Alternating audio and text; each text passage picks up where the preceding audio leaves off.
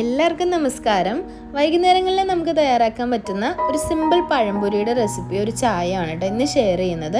വളരെ ഒരു സിമ്പിൾ ആയിട്ടുള്ള വീഡിയോ ആണ്. ഒരു 3 ഏത്തപ്പഴം എടുക്കാം. അത്യാവശ്യം പഴുത്ത് തുടങ്ങിയ ഏത്തപ്പഴമാണ് എടുക്കേണ്ടത്. ഒട്ടും പഴുക്കാത്ത എടുക്കരുത്, അതുപോലെ ഒരുപാട് പഴുത്ത് പോയ ഏത്തപ്പഴം എടുക്കരുത്. ഒരു മീഡിയം പഴുപ്പുള്ള ഏത്തപ്പഴം എടുത്ത് ചെറുതായി സ്ലൈസ് ചെയ്തെടുക്കാം. കനം കുറച്ച് ഇതൊന്ന് സ്ലൈസ് ചെയ്തെടുക്കാം.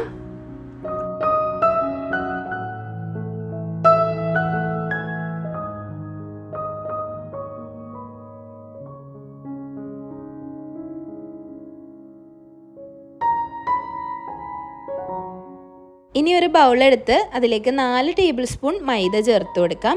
മൈദയുടെ കൂടെ 1 ടേബിൾ സ്പൂൺ അരിപ്പൊടി കൂടി ചേർത്ത് കൊടുക്കണം. 1 ടീസ്പൂൺ പഞ്ചസാര ചേർത്ത് കൊടുക്കാം. 1/2 ടീസ്പൂൺ ഉപ്പ് ചേർത്ത് കൊടുക്കാം. 1/2 ടീസ്പൂൺ മഞ്ഞൾപ്പൊടി ചേർത്ത് കൊടുക്കാം. ഇനി ഇതൊന്ന് മിക്സ് ചെയ്തെടുക്കാം. ഇതിലേക്ക് നമ്മൾ ബേക്കിംഗ് സോഡയോ വേറെ ഒന്നും ചേർക്കുന്നില്ല. ഇനി ഇതിലേക്ക് കുറച്ച് വെള്ളം ആവശ്യത്തിന് ഒഴിച്ചൊന്ന് മിക്സ് ആക്കുക. ഒരു മീഡിയം കൺസിസ്റ്റൻസി ഉള്ള ഒരു ബാറ്ററാക്കി എടുക്കുക. ഒരുപാട് ലൂസാവാൻ പാടില്ല, അതുപോലെ ഒരുപാട് ടൈറ്റ് ആവാനും പാടില്ല. ഈ പഴം നമുക്കൊന്ന് ഡിപ്പ് ചെയ്ത് പൊരിച്ചെടുക്കാൻ പാകത്തിനുള്ള ഒരു ബാറ്ററാക്കി ഇതെടുക്കണം.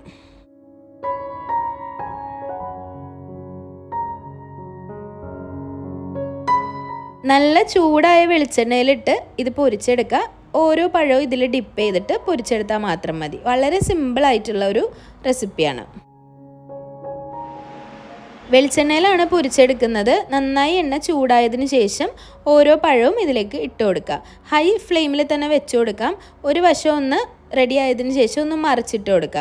ഒരുപാട് തീ കുറച്ച് വെക്കേണ്ട ആവശ്യമില്ല. അതുപോലെ ഒരുപാട് തീ കുറച്ച് വെച്ചാൽ ഒരുപാട് എണ്ണ അത് കുടിക്കാനുള്ള ചാൻസ് ഉണ്ട്. അപ്പോൾ ഹൈ ഫ്ലെയിമിൽ തന്നെ വെച്ച് പെട്ടെന്ന് നമുക്കിതങ്ങ് പൊരിച്ചെടുക്കാം. ഒരു സൈഡ് തയ്യാറായി വരുന്ന സമയത്ത് ഇതൊന്ന് മറിച്ചിട്ട് കൊടുക്കുക. മറിച്ചിട്ട് കൊടുത്ത് അടുത്ത സൈഡും തയ്യാറാക്കിയെടുക്കാം.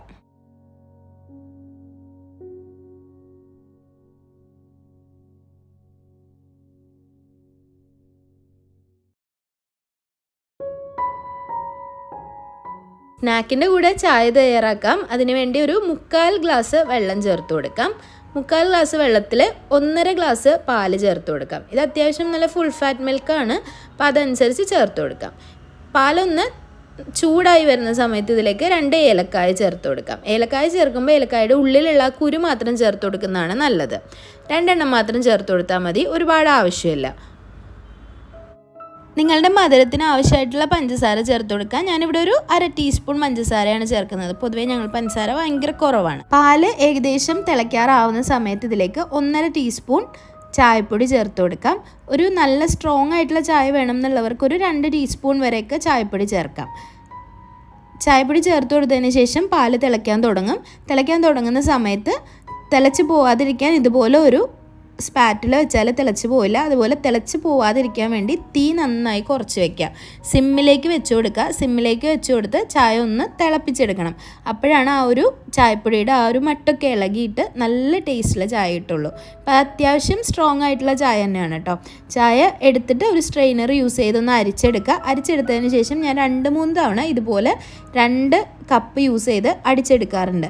അടിച്ചെടുക്കുന്ന ചായയുടെ ടേസ്റ്റ് പിന്നെ നിങ്ങൾക്ക് പറയേണ്ട ആവശ്യമില്ലല്ലോ, നല്ല ടേസ്റ്റ് ആയിരിക്കും. അപ്പോൾ നിങ്ങൾ ഇതുപോലെ ഒന്ന് ചായ ട്രൈ ചെയ്ത് നോക്കൂ. വളരെ സിമ്പിളാണ്, നമ്മൾ വീട്ടിലൊക്കെ ചെയ്യുന്നതായിരിക്കും.